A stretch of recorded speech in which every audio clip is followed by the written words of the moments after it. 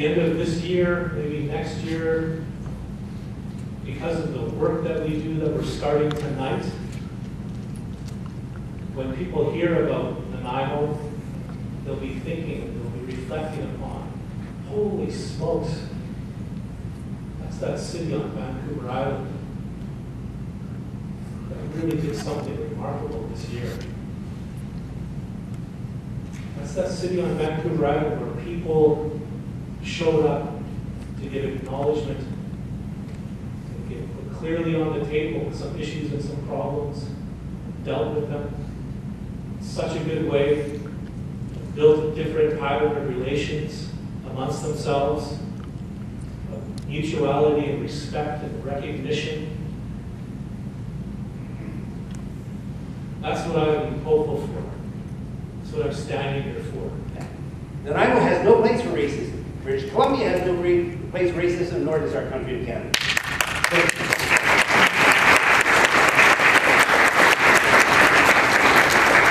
You know, I think the message here tonight is that at some point you've got to stand up and say, this is wrong, and take a position and stand up to it. There'll be some criticism, but we've got to make this go away, and we're not going to make it go away until we talk about it. And that's exactly what we want to do tonight. There's going to be always a number of differences, but if we can appreciate those differences and respect each other, then we're going to have a community that we can all be extremely proud of. And indeed, a very, very livable and a very, very strong community with a real sense of purpose. We're talking about how do we cultivate love for one another. It's about recognizing how fundamentally our futures, our presents are intertwined, interconnected, indivisible, and therefore we must care and love unconditionally for one another. How do we build that culture amongst us? People, society, all races are beginning to come together. They're beginning to take responsibility for the world that we live in.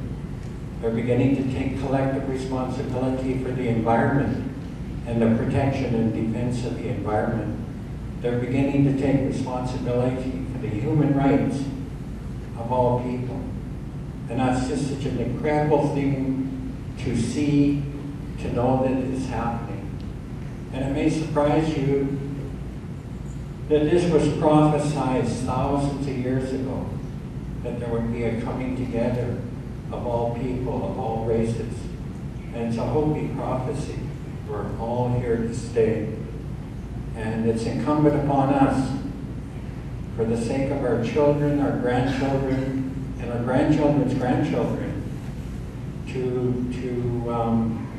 move forward with that reality.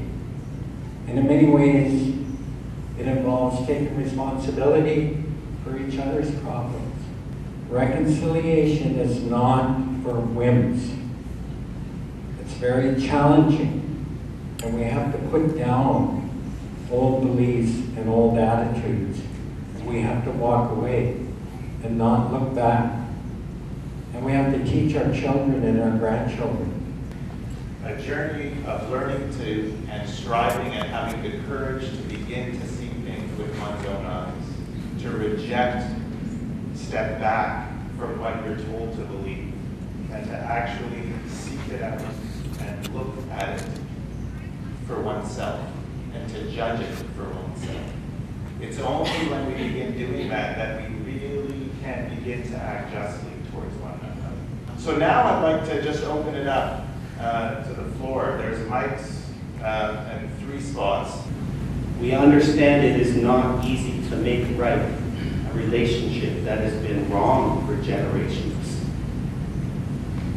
We will remind you and ourselves of our duty and responsibility to our children to break this cycle of abuse that Indigenous peoples have been subjected to from the larger society. Not only for the benefit of Indigenous peoples, but for the benefit of all peoples who live here. If we are truly to travel from racism to reconciliation, we have to do it together. Our peoples have been patient for a long time, waiting for the settler society to rise to the task of living respectfully with us. We have a real responsibility and opportunity. one that has never happened here before. This is the first time anything like this has ever happened anywhere. This is huge. This could be a complete paradigm shift and a game changer, where we can look at each other with respect and admiration because we hold each other up. Like this Nanaimo had taught me, always hold them up. We hold people up. And I convey this message to you from our young people in our 203 communities with a clear mind and an open heart. I come from one world, and that's my home, my community. And I go into another world that is completely different, that I'm treated completely different as well. So there's movements. There's movements here in BC. There's movements here nationally across our 633 nations to have this discussion that we're having here today. So again, Paula Kalei, I say thank you to all the organizers for setting this up. And in many ways, the media needs to stand up and educate people in a better way. That's something that's very simple to say, but very difficult to do. We need to challenge those who have a voice that doesn't matter, or a voice that is misinformed, a voice that is uninformed, a voice that is ignorant, a voice that is biased. We don't need to give them a voice, we need to give them the opportunity to understand better. And I hope in some way all of the media can take a step toward making that happen. I can't stand beside someone being hurt and discriminated and just being murdered by words and all these other things. I can't stand by and watch that because that's happened to me and I can't handle that. I can't see any of those things happen to anybody else. And the biggest thing is education. People need to learn. I see our world becoming a whole better place when it comes to getting rid of racism and getting rid of discrimination. We all talk about new constructive patterns of working together. It requires healing for those to emerge. Those patterns of more unified, cohesive behaviors won't emerge without the difficult facing of the healing processes that have to take place. I was reminded by a friend, she said, you know, if you really like to talk, you should have to stand on one foot, and then as soon as your second foot touches the floor, it's time for you to sit down.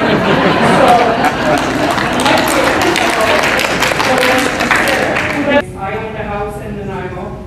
I paid a mortgage, and I paid my water and my garbage and all that good stuff. I sold my house and I moved on to this Nanaimo Preserve. And I can tell you, I moved 15 minutes down the road and my life fundamentally changed. Not because of how Nanaimo treated me and my family, but how the rest of Nanaimo treated me and my family. No longer does my newspaper get delivered. My emails don't get returned when I ask why my newspaper hasn't been delivered. I have to track down the editor who very flippantly says to me, you live over there. I can't get anybody to deliver the paper there. Like, not even trying to, I said, well, have you contacted the administration? They've got people that deliver the paper. Maybe you can work something out. Oh, I shouldn't have to do that much work, click. Racism is much, much bigger and deeper and everything than what we've been hearing so far. It's a personal phenomenon, and I understand that Canada's First Nations and Indigenous people are, in fact, the first and most obvious victims of it. The most effective way to deal with this is to agree upon a single priority. And that, for me, would be to agree that First Nations and Indigenous peoples' needs in Canada are job one. We must make them first with each of us, and then we have to go to those we elected in power on our behalf and say it's not good enough to wait till somebody feels the spirit, or somebody gets embarrassed, or somebody reacts in the newspaper. This really is my #1 priority. I want to see this done. So a lot of work has got to be done, and I believe that honest, unique work will be done in Canada, probably here at Nanaimo, about the notion of sovereignty and bringing together all the important parts of the community to make something that is absolutely spectacular for everyone. And this is really history in the making. How do we teach our kids? How do we teach them how to be respectful, how to be accepting of other people? The work is just beginning. We've got a lot of work ahead of us. This is just a touch of what's happening here. So now, what do? We all have to work together. We all have to respect each other. We all have to stand up. It takes guts to stand up and to speak about it and to speak against racism. We have a moral obligation. We, as citizens of Nanaimo, must lead. We are the ones that are going to speak up and do something about it. Education, education, and then more education.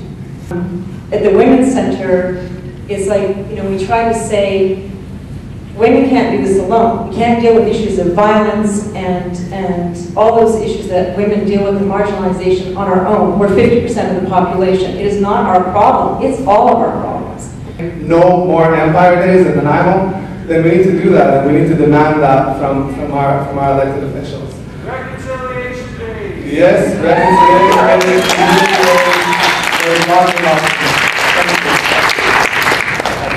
We have to start growing together as people. And if we keep coming together and knowing the Snow White, what we call the Snow White, working together. My family knows what the Snow White is. That's us working together. That's all I'm going to say, since we only have so much time. Thanks, And so one of the challenges, I guess, when we talk about what can we do from here, one of the things that I think is really important is for all of us as individuals to really take on the task of dialoguing with people who make racist comments in our presence. And in order to do that, I think we all need more education ourselves so that we can counteract some of that misinformation. So certainly one of the things I'd really like to see as part of this process in the next year is some kind of event that gives us all more skills for speaking out when we need to speak out and more knowledge. Reconciliation is an opportunity to invite the community to address these issues courageously, just like we're doing today. Reconciliation is also an opportunity to hold ourselves and each other accountable, because we need to learn to unlearn these racist beliefs. And I think that we have an opportunity to raise our community standards. It's young leaders like this and their generation and their friends, and they're going to talk. Even their friends that may not be pro what we're talking about, they're going to get the message. So I just wanted to share, thank you for an easy example, but from the bottom of my heart, to make you feel like the city in Nanaimo is going to be okay. The city in Nanaimo is going to be in good hands with people like led by Chief White, young generations like you guys saying no, and young ladies your generation saying no, this isn't acceptable. What we've done for generations is we failed to teach our kids to love one another beyond the immediate circles. Chief White spoke a few months ago and changed my perspective on things when he said that tolerance wasn't enough. Tolerance is what we've been striving for all these years, but tolerance is not enough. Tolerance is something you tolerate high blood pressure. You tolerate a noise in the room. You don't tolerate a person, you love a person. First Nations people are your last hope. Your last hope. This is our only chance. And it's the ancient teachings that we're going to need to bring together to help save this world. This is the change that's going to happen. Agreements, disagreements, is what we're going to have when we have these kind of things. It's to be expected. This is the circle. We're all welcome here, no matter where we come from. I speak on behalf of the people who got pushed aside. You're not smart enough. You've got a disability. Got pushed aside. Not only natives, non-natives too, with disabilities. I have cerebral palsy, and I'm walking today. I speak on behalf of those kids. Everybody because I treat everybody with respect. Everybody's equal. I shake your hand, each and every one of you. Thank you. Thank you. Thank you.